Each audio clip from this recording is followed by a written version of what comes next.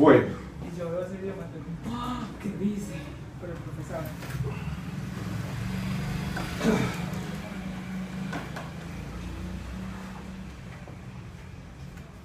Los tres están dentro del mismo programa de comunicación y comunicación digital.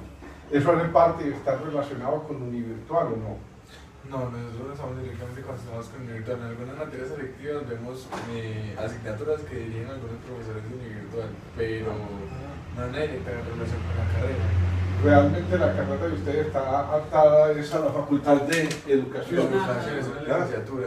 Es licenciatura.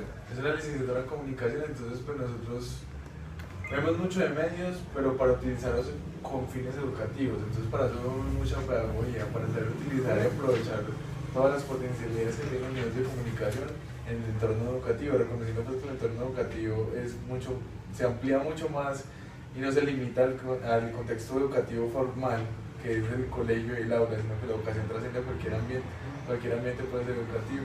Entonces la idea es aprovechar esa permeabilidad que tiene la sociedad con respecto a los medios de comunicación, que estamos tan familiarizados y que lo utilizamos tan a diario, para aprovechar eso y convertirlo en educativo, que sea reflexivo y constructivo para la misma sociedad y pues para uno como individuo, que le ayude a emanciparse, a ser autónomo, a ser ilustrado, entre comillas, pues a trascender en la forma de pensar y asumir la información que adquirimos, pues trascender de la sociedad de la información en la sociedad del conocimiento. Entonces, aprovechar los medios de comunicación para eso. Fundamentalmente cogen pues también es un rango, digamos, generacional amplio, pero me atrevería yo a decir, estoy especulando, ¿verdad?, que está por debajo, digámoslo, de los 40 años, porque mucha gente ya mayorcitas o adultos todavía siguen teniendo lo que se denomina pánico tecnológico. Pues hay excepciones, ¿cierto? No podemos generalizar. Profe, tanto eso no aplica, porque nosotros no necesariamente trabajamos con la informática, sino también con medios y con nuevas TIC que no son tan nuevas, como son la radio, como son la televisión, como es el periódico. Nuestra función es coger todas las nuevas tecnologías de la información, la comunicación y englobarlas en la educomunicación y lograr un fin. Además, teniendo en cuenta que las tecnologías de la comunicación no se limitan a la herramienta física, sino que el hablar y la oralidad y la escritura también son tecnologías que se pueden aprovechar. Claro. Son tecnologías de comunicación que digamos, toda la vida las generaciones, las personas mayores en la actualidad han tenido contacto con oralidad y con escritura. Entonces, a partir de esos saberes previos también impartir saberes nuevos, como lo dice pues, David del aprendizaje significativo, pues partir de ahí, sin negar la posibilidad pues, de trascender al plano digital, que también sería lo ideal, pero pues también se puede partir desde allí, que sería como la base que tienen esas generaciones, volverlos migrantes digitales. Ya. Ustedes conocen esa iniciativa que se llama e-Teaching. Es una iniciativa fundamentalmente europea. Yo inclusive hago parte de ella, sé que ya va a ser por ahí como enseñar a saber. Y le cuento que ahí se puede uno mantener, pero muy actualizado en la utilización de las más diversas metodologías y demás en los procesos de enseñanza-aprendizaje. Es interesante para que de pronto la miren. Ahora, cuando terminemos, podemos ver ahí alguna. Claro, de hecho, la lectiva que nosotros tenemos con Univirtual es construir herramientas ¿cómo se llaman? Virtuales, objetos virtuales de aprendizaje. Ambientes virtuales de aprendizaje para potencializar la enseñanza. Entonces ahí se incluyó el M-Learning, e-Learning y e-Learning. Bueno, entonces arranquemos. Ya casi acaba. ¿Ah? Ya casi acaba. Ya casi acaba, bueno. Yo les voy contando algunas cositas. De todas formas, ustedes las contextualizarán y las utilizarán en su debido momento.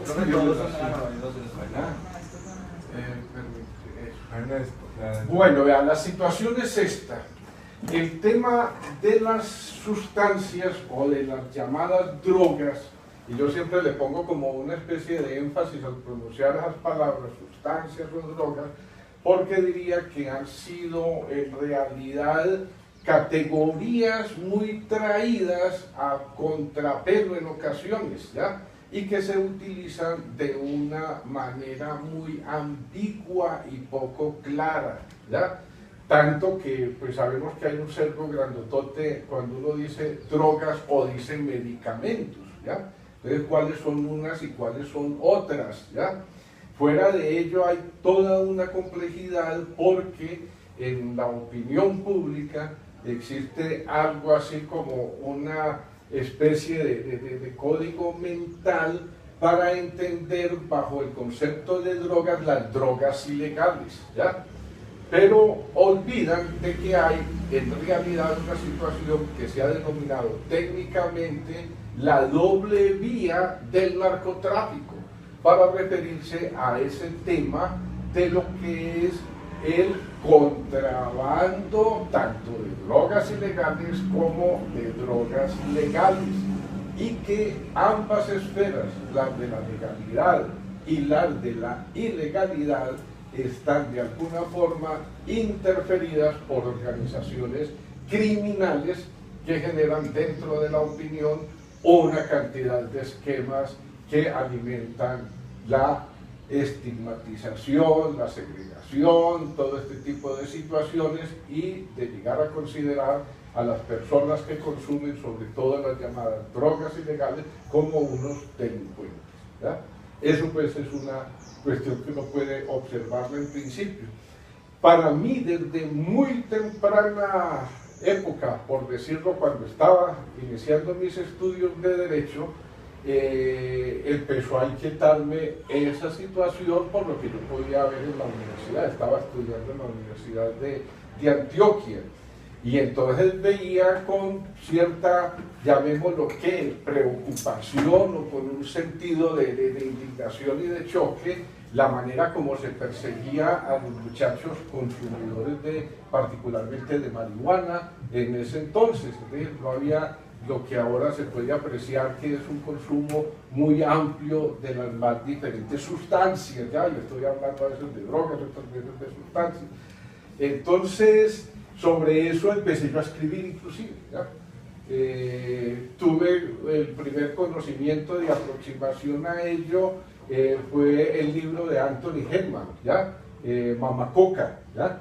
Que aunque no se refería a la marihuana, pero bueno, enfocaba toda una cantidad de elementos sobre el tema de la libertad, de la responsabilidad, de la manera como el Estado en realidad intenta regular ese tipo de mercados y de consumos.